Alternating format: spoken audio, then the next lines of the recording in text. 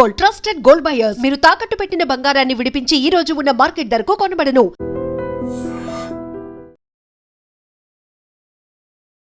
Hello views, welcome to iDream Media. వారమంతా కష్టపడి ఆదివారం నాడు వచ్చే సెలవు కోసం అసలు ఎన్ని ప్లాన్స్ చేసుకుంటుంటాం. ఆదివారం నాడు తల్లిదండ్రులతో ఫలానా స్పాట్కి వెళ్ళాలి, ఎంజాయ్ చేయాలి, అమ్మా నాన్నలతో సరదాగా మాట్లాడాలి, ఆ రోజంతా కూడా సరదాగా గడపాలని చిన్నపిల్లలు శుక్రవారం శనివారం నుండే ప్లాన్స్ చేసేసుకుంటారు. అంతేకాదు ఆర్డర్స్ కూడా వేసేస్తుంటుంటారు. అదే విధంగా పిల్లలతో సరదాగా గడపాలని తల్లిదండ్రులు కూడా అనేక రకాలుగా ప్లాన్స్ చేస్తుంటుంటారు. అలాంటిది ఆదివారం అనేది ఇంకెప్పుడు రాకూడదురా దేవుడా, మా కుటుంబంలో జరిగిన విషాదం కారణంగా ఆదివారం అంటే భయం వేస్తుంది అంటున్నారు విజయనగరం జిల్లాకు చెందినటువంటి ఎస్కోట నియోజకవర్గంలో వేపాడ మండలానికి చెందిన శంకర్రావు కుటుంబీకులు. అసలు ఏమైంది, అసలు ఎందుకు ఈ ఆదివారం అంటే ఇంత భయపడిపోతున్నారు? ఏం లేదు, నిన్న ఆదివారం సందర్భంగా శంకర్రావు పిల్లలతో కలిసి సరదాగా బయటకు వెళ్ళడానికి ప్లాన్స్ చేసుకున్నారు. పిల్లలు కూడా సతాయిస్తూ ఉంటుంటారు, నాన్న ఎక్కడికైనా తీసుకువెళ్ళండి, ఇంట్లోని బోర్ కొడుతుంది, సరదాగా బీచ్కి వెళ్దామంటూ శంకర్రావు యొక్క పిల్లలు ఇద్దరు కూడా ఆయన్ని సతాయించారు. పిల్లల మాట కాదనలేక తండ్రి, సరే నాన్న వెళ్దాం, తొందరగా అమ్మని రెడీ చేయమనండి అని చెప్పి, అమ్మకి ఇంట్లో పని ఉంది కదా మనం వెళ్దాం, మన బాబాయిని తీసుకొని అంటూ కూడా పిల్లలు చెప్పారు. ఇంకేముంది, పిల్లలు సరదాకి ఇంకా హద్దు లేకుండా పోయింది. బీచ్లో నాకు ఇది కావాలి అది కావాలి నాన్న అంటూ కూడా ఇంటి దగ్గర నుండే ప్లానింగ్ స్టార్ట్ చేశారంట. తన తమ్ముడిని కూడా తీసుకొని అరకు దగ్గర నుండి వెళ్ళడానికి రెడీ అయ్యారు శంకర్రావు.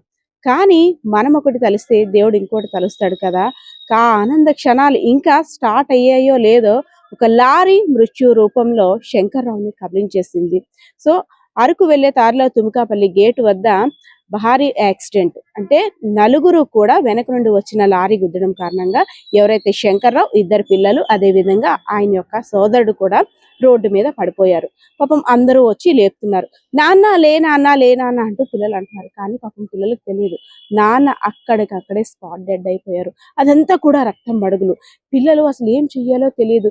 నాన్న లే నాన్న అంటే అందరూ కూడా వచ్చి పిల్లల్ని ఓదారుస్తున్నారు. కానీ అక్కడ ఒక పోలీస్ సిబ్బంది మాత్రం పిల్లలు ఎక్కడ భయపడతారా అని భుజాన్ని వేసుకొని, నాన్న వస్తారు రా నాన్న అంటూ కూడా సర్ది చెప్పి వాళ్ళని బుజ్జగించే ప్రయత్నం చేశారు. ఆ పరిస్థితి చూసిన తర్వాత అందరూ కూడా అక్కడ కళ్ళమ్మట నీళ్ళు ఆగలేదు. ఎందుకంటే అభం శుభం ఎరగని చిన్నారులు తన తండ్రితో సరదాగా బయటికి వెళ్లే క్రమంలో ఇలా విగత జీవిగా శంకర్రావు పడ్డం, అదేవిధంగా ఆ శంకర్రావు యొక్క సోదరుడు కూడా శతగాతుడుగా మిగలడం, పిల్లలు కూడా చిన్న చిన్న దెబ్బలు తగిలి ఆసుపత్రికి వెళ్ళడానికి, నాన్నని హాస్పిటల్కి తీసుకువెళ్తున్నారు కదా, నాన్నకి ఏమీ అవ్వదు అనే భ్రమలో పిల్లలు కూడా ఉన్నారు. కానీ అక్కడ హాస్పిటల్కి వెళ్ళేసరికి ఆల్రెడీ నాన్న చనిపోయారని వార్త. సో ఈ చేదు విషయాన్ని శంకర్రావు భార్య కూడా తెలిపారు. ఆమెకి ఒక ట్రాన్స్ లోకి వెళ్ళిపోయింది. అసలు ఏం జరిగింది, నా చెవున పడింది నిజమా కాదా, సరదాగా వెళ్ళిన వారు సాయంత్రంకి ఇంటికి వస్తారనుకున్నాం, కానీ ఈ వార్త ఏంటి అంటూ కూడా ఒక దిగ్భ్రాంతికి గురైంది. కానీ నిజం ఎప్పటికైనా తెలియక తప్పదు కదా. సో ఆ వార్త విన్న తర్వాత శంకర్రావు భార్య అక్కడికక్కడే స్పృహ తప్పి పడిపోయింది. గ్రామస్తులందరూ కూడా కన్నీటి పర్యంతలు అవుతున్నారు. పిల్లల్ని ఓదార్చడం ఎవ్వరి తరం కూడా కాదు.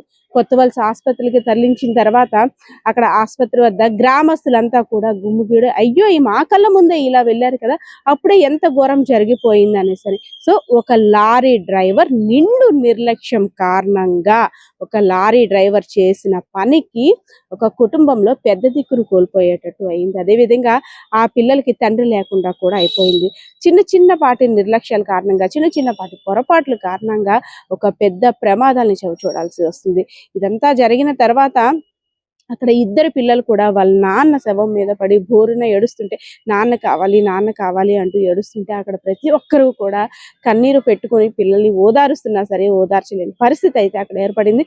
అదే విధంగా అమ్మ దగ్గరికి వెళ్ళి, అమ్మ నాన్న మా కళ్ళ ముందే పడిపోయారు, అమ్మ లేవమని చెప్పమ్మా, అమ్మ నాన్న కావాలి అంటూ కూడా ఏడుస్తున్న పరిస్థితి అక్కడ చూసిన తర్వాత ప్రతి ఒక్కరు కూడా గుండెలు తరుక్కుపోయి. సో సరదాగా అలా పిల్లలతో వెళ్దాం అనుకొని ఎన్నో ప్లాన్స్ చేసుకున్న కుటుంబంలో ఒక యాక్సిడెంట్ పెను విషాదాన్ని నింపిందని చెప్పుకోవచ్చు. అభం శుభం తెలియని చిన్నారులకి తండ్రిని దూరం చేసింది ఆ ఘోర ప్రమాదం. సో ఇదంతా చూసిన తర్వాత అసలు రోడ్ ఎక్కిన తర్వాత ప్రమాదం ఎప్పుడు ఎలా ఎవరిని బలి తీసుకుంటుందో కూడా తెలియని పరిస్థితి. క్షతగాత్రులుగా మిగిలిన వారు కొంతమంది అయితే అనంత లోకాలకి వెళ్ళిపోయిన వారు కొంతమంది. మనం ట్రాఫిక్ రూల్స్ సరిగ్గా పాటించినప్పటికి కూడా అనుకోని ప్రమాదం ఇలా ఏ రూపంలో వస్తుందో కూడా తెలియడం లేదు. సో ఏదైతేనే ఈ విషాదాంతం అంతా కారణంగా గ్రామస్తులందరూ కూడా విషాదంలో మునిగిపోయారు. సో ఇలాంటి కష్టం ఏ ఇంటికి రాకూడదంటూ కూడా శంకర్రావు భార్య దేవుడికి ఆర్తనాదాలు పెట్టుకున్న పరిస్థితి అయితే అక్కడ కనిపిస్తా ఉంది. చిన్న పిల్లల్ని అయితే మాత్రం ఎంతమంది ఓదార్చినా సరే నాన్న కావాలంటూ కూడా వారి గుండెలు పగిలేలా వాళ్ళ నాన్న శవం మీద పడి ఏడుస్తుంటుంటే అక్కడ అందరూ కూడా ఇంకా ఏమీ అనలేని పరిస్థితి. అయ్యో దేవుడా, ఈ పిల్లలకి ఇంత అన్యాయం చేశావా అంటూ కూడా అనుకుంటున్న పరిస్థితి. ఎందుకంటే శంకర్రావు పిల్లల మీద చాలా హోప్స్ పెట్టుకున్నారు. ఇద్దరు కుమారులు కూడా పెద్ద అయిన తర్వాత నేను కాలు మీద కాలు వేసుకొని జీవిస్తాను, నాకేంటి నా కొడుకులు ఉన్నారు, కుడి భుజం ఎడభుజం అంటూ కూడా అందరితో అప్పట్లో చెప్పేవారంట. వాళ్ళందరూ కూడా కొడుకుల ఎదుగుదలను చూస్తానన్నావు, ఇదేనా నీ చూడడం అంటూ కూడా ప్రతి ఒక్కరూ కూడా శంకర్రావు మీద పడి విలిపిస్తున్న పరిస్థితి అయితే అక్కడ కనిపిస్తుంది. కెమెరా పర్సన్ బాలకిషోర్తో పద్మ, ఐడ్రీమ్ మీడియా, విజయనగరం. నిజంగా ప్రస్తుతం ఉన్నటువంటి సమాజం దేనికి ప్రయారిటీ ఇస్తుంది? ఆర్థిక సంబంధాల చుట్టూ మాత్రమే తిరుగుతోంది. మళ్ళీ ఎన్నికలంగానే చాలా విరక్తి కలుగుతాను. మంచి అనిపిస్తుంది కదా, లేడీస్ కూడా ఛాలెంజింగ్ జాబ్స్ చేసినప్పుడు చాలా బాగుంటది. ట్రాఫిక్ అసిస్టెంట్స్ గా నియమించిన ట్రాన్స్జెండర్స్ అందరితో సాల్యూట్ చేయించుకుంటున్నారు. ఫుడ్ డెలివరీ ఇవ్వటానికి వెళ్ళినటువంటి డెలివరీ బాయ్ అనిల్ పై కళ్ళ ముందు పెళ్ళండి